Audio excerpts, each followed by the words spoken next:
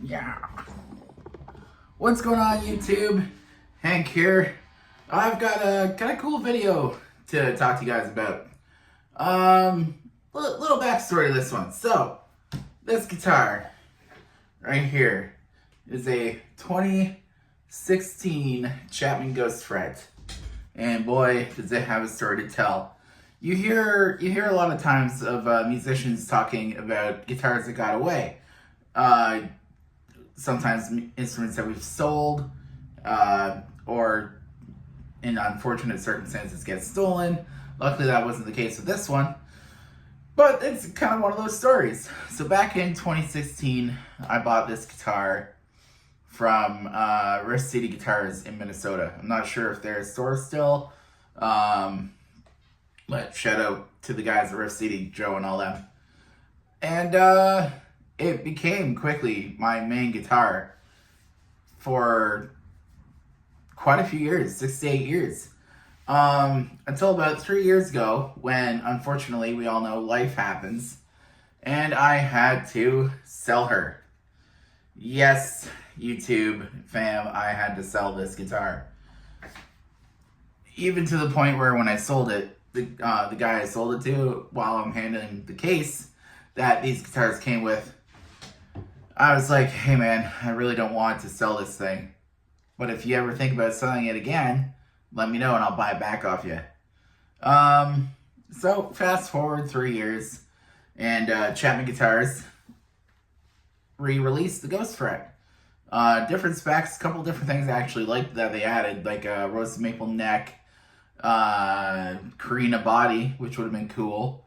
I still would like to eventually check out one of the new ones to compare it to this guy I've got right here. But I was, as we do, I was searching through Facebook Marketplace and our local buy and sell group, Kijiji, as it's called, in Kingston, Ontario, and I happened to see a picture of this guitar. Now, I was kind of skeptical, not skeptical, but curious, because I was like, that's a fairly unique instrument. I know I can safely say that around my area, which is Kingston, Ontario, not many people know of and or play Chapman guitars.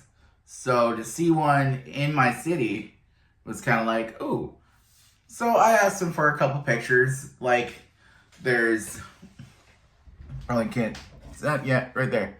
There's a ding on the fretboard, on the back of the neck here, from when I was silly bean and didn't bring a stand to a gig and let it fall, and it slid off my amp and went boom. It doesn't have a truss rod cover like most of them do. I still actually have the truss rod cover. I should put it back on eventually. And the serial number looked very familiar. So long story short, I haggled with the guy because I'm Dutch, that's what we do. And I got the guitar back at a decent buyback price. Here's where the story comes in though. This guitar has been through some stuff.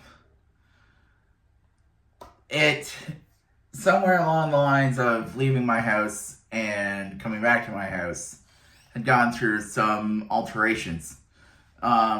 First off, somebody tried to install a set of DiMarzio Titans, the Jake Bowen pickup set, which I was like, fuck yeah, that's cool. I'm a Periphery fan. Let's go. In an Explorer shaped guitar, let's fucking go. Turns out whoever wired that in kind of did a hack job and fried a $300 set of pickups. Now, I ended up taking this back to the shop, brought it back in.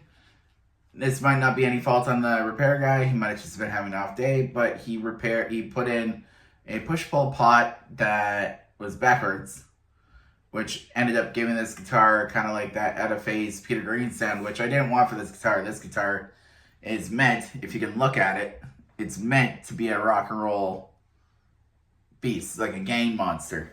So I've had the DiMarzios taken out, brand new electronics put in here, and I went back with the stock pickups. I think these were the passive-aggressive Chapman make. And now it's just a volume and a volume. Volume for neck, volume for bridge.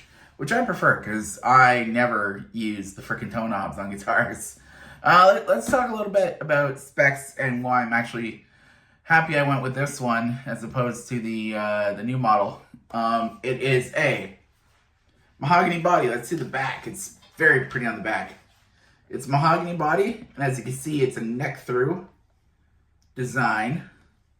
We got a maple, 3-piece maple neck built right through the body. Pickups mounted right to the neck. I mean, not right to the neck, but into the neck cavity. It's a legit flame maple top on this bad boy. The phone is picking up some of the wood grain there, but it is a beautiful top. It's an ebony fretboard. As I said, regular maple neck. It's got locking tuners. They're Chapman branded. I think going forward they went with the Hipshot brand for tuners. And yeah, just Chapman pickups. And you heard in the intro there, it sounds pretty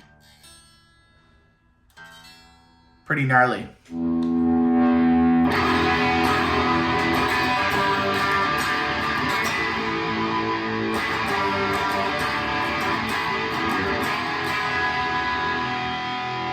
Ain't nothing wrong with that.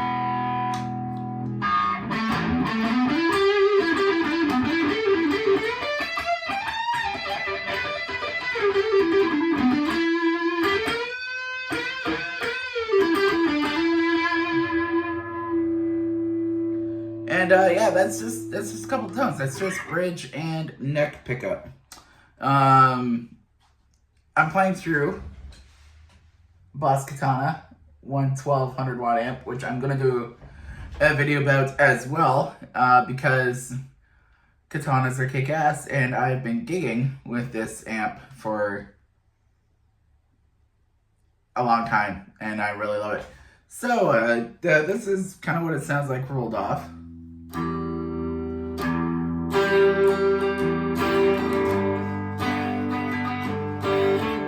On the neck pickup.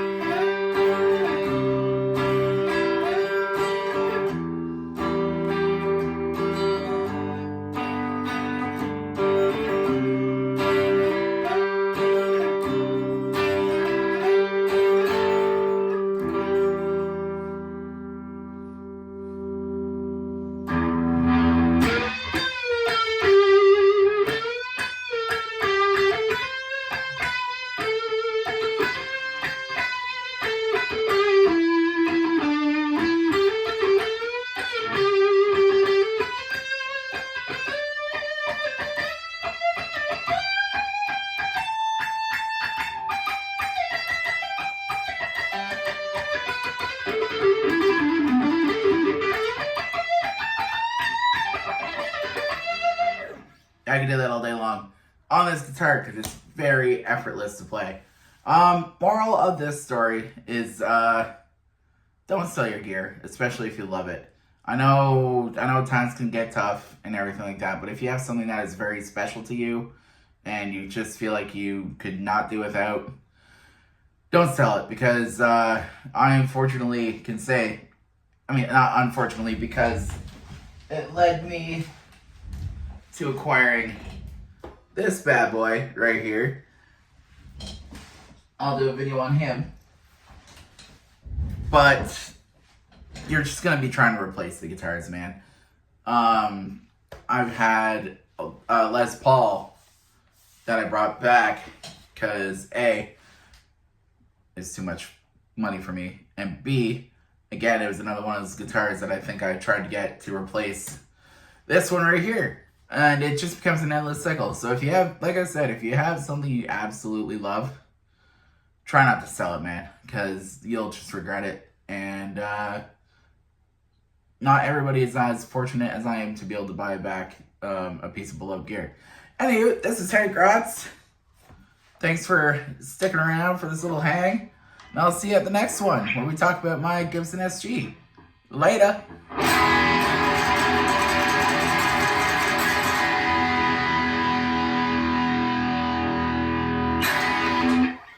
Cheers.